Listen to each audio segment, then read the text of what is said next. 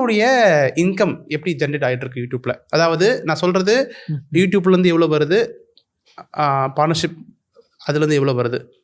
So இப்போ இங்கே நான் ஒரு முக்கியமான விஷயத்த சொல்ல விரும்பிக்கிறேன். லைக் நிறைய பேர் வந்து யூடியூப்க்கு வரும்போது ஃபுல் டைம் ஓப்பனாக வரதுன்றது நான் கண்டிப்பாக வேணான்னு சொல்லுவேன். சூப்பர். எடுத்தோடனே ஃபுல் டைம் வராதிங்க.